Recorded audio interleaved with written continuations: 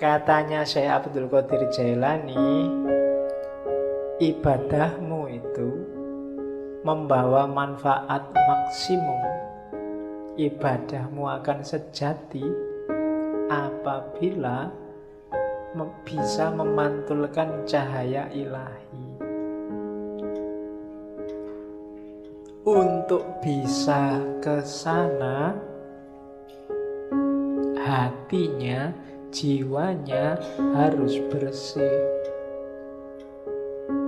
Sholatmu itu akan banyak manfaatnya kalau hatimu jernih, memantulkan mau dan maksudnya sholat yang sejati.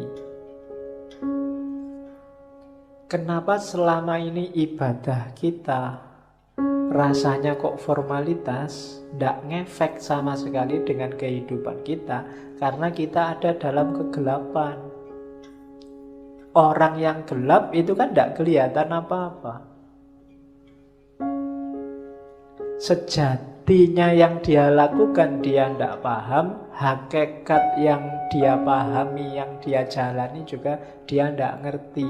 Kenapa begitu? Karena hatinya gelap. Akalnya mungkin masih jalan, masih cerdas, bisa ngeritik sana, ngeritik sini, bisa ngomongnya kelas tinggi, tapi hidupnya sehari-hari tidak mencerminkan yang diomongkan, tidak mencerminkan yang diceramahkan kemana-mana. Kenapa begitu? Ya kalimatnya hanya berhenti di mulut. Hidupnya sendiri bukan cerminan itu. Kenapa kok hidupnya tidak jadi cerminan? Karena hatinya gelap. Menangkapnya pakai akal dia canggih, tapi menangkap pakai hati tidak bisa.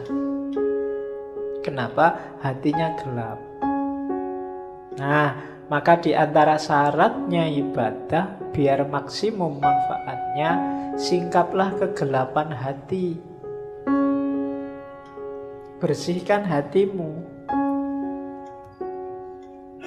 Kalau katanya Ghazali, kotorannya hati itu kayak satu titik kotor di kaca. Kalau masih awal-awal, segera kamu bersihkan, mudah. Tapi kalau kamu biarkan lama, apalagi terus ditambah kotoran lagi, tambah kotoran lagi, lama-lama gelap dan membersihkannya susah. Akhirnya yang gelap pun kamu anggap terang, karena kamu nggak pernah ngerti terang.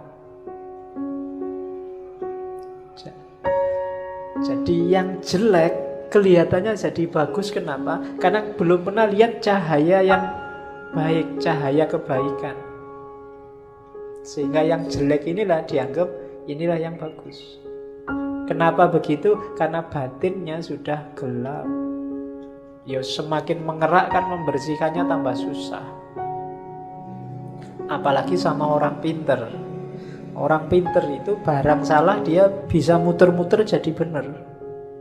Sudah jelas-jelas ada buktinya, kadang-kadang ada CCTV-nya, masih bisa bikin alasan biar benar. Itu jagonya akal.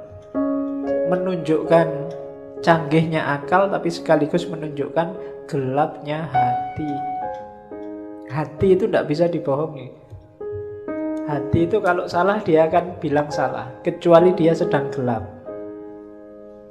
Kalau dia sedang gelap, ya dia tidak bisa melihat mana yang sejati. Nah, hati yang gelap itu terhijab oleh amal-amal buruk. Membersihkannya gimana? Ya agak susah memang, tapi katanya Syekh Abdul Qadir Jailani, ayo diupayakan. Yang pertama apa? Cari pengetahuan. Ilmunya harus banyak dulu. Ilmu apa? Ya yang berhubungan dengan pembersihan batin tadi. Cari ilmunya dulu, jangan ngawur. Nanti membersihkan hati pakai paranormal, membersihkan hati pakai apa? Enggak, pengetahuan dulu, cari ilmunya dulu. Kalau sudah dapat ilmu, diamalkan ilmunya dengan usaha, dengan keberanian. Tidak ada gunanya ilmunya numpuk, ngaji sampai sesi 140 sekian, tapi tidak ada satupun yang diamalkan. Hidupmu tidak naik-naik kualitasnya. Ada pengetahuan, amalkan. Setelah itu, gunakan ilmumu untuk menaklukkan egomu. Tadi, menaklukkan dirimu.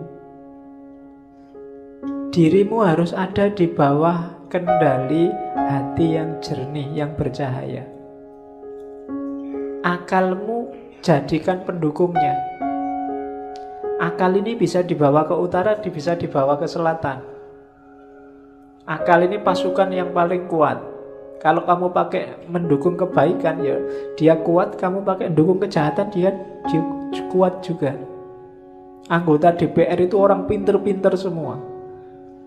Dan akalnya bisa kompak untuk mendukung sesuatu yang jadi ya wis kelihatan keliru. Tapi bisa dibikin argumen macam-macam seolah-olah benar. Itu akal. Sebentar lagi mungkin perang Korea sama Amerika. Banyak yang tidak setuju perang. Antara yang setuju perang dan yang tidak setuju perang punya argumen semua, masuk akal semua. Itu akal. Kemarin waktu pilkada Jakarta, yang pro Ahok pakai akalnya juga, yang anti Ahok pakai akalnya juga. Itu akal. Maka akal itu tergantung dia dibawa kemana. Yang bisa menemukan yang sejati itu hati, kolbu. Cuma kolbu yang bisa menangkap cahaya. Karena dia tidak mencari keluar, tapi memantulkan yang di dalam. Hanya saja syaratnya dia harus dalam kondisi jernih. Untuk menjernihkan prosesnya pengetahuan, kemudian diamalkan. Untuk selanjutnya kuasai dirimu biar nggak dikuasai oleh egomu.